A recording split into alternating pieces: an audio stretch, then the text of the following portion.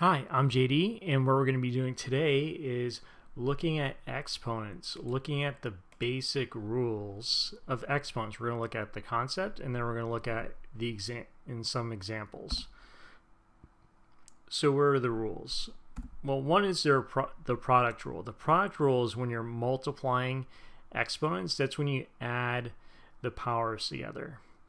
And sometimes these are called powers, sometimes they're also called exponents. The whole thing can be called an exponent. So when you're multiplying exponents, you add the powers together.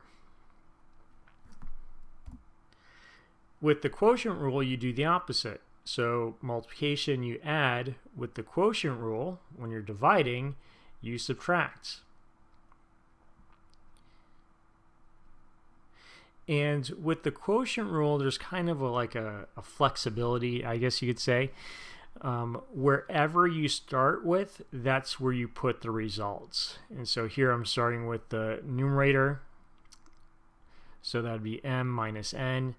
If I started with n and did n minus m, the result would go in the denominator. So it would be 1 over n minus m. Here's the power rule. So we have a to the m raised to the n, and this is when you would want to multiply the m and the n. So we get a raised to the m times n. Here's the negative rule. When it's negative, you bring it down over the bar, and then it becomes positive. Not a itself, but the power or the exponent becomes positive.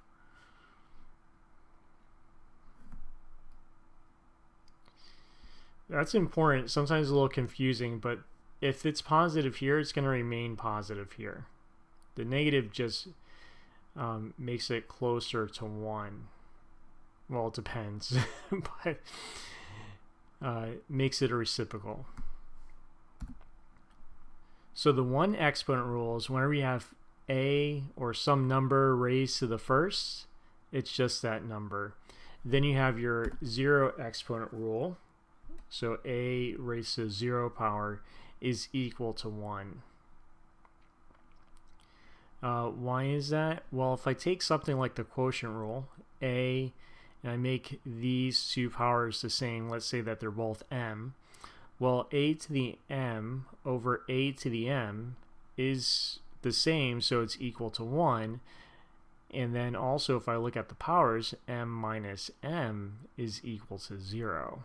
So that's why you have the zero exponent rule equaling to 1. Basically, it's canceling out just like division, and when you're canceling things out, when you're dividing or when you have a fraction, it equals 1. So now let's look at some examples. So x to the third power times x to the fourth.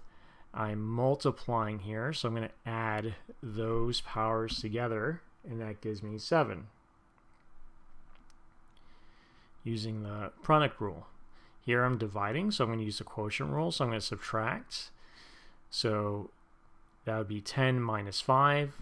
So my answer would be y raised to the fifth power.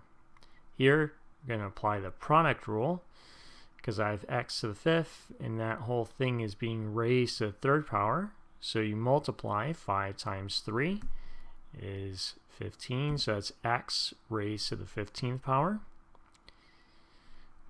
So we have x raised to negative 4. We're going to use the negative exponent rule. So I put it 1 over x to the fourth.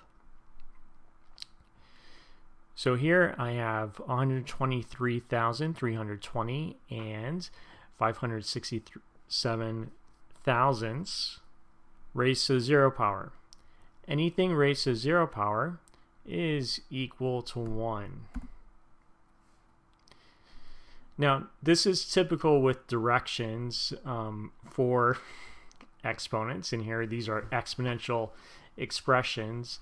they want the exponents as positive exponents only. So no negative, unhappy exponents, all happy, positive exponents. Please like, share, and subscribe. And if you have any more questions, please email me at jdmathguy@gmail.com. You can also check out my blog, mathtalkwithjd.blogspot.com. Thank you, and I hope you have a wonderful day.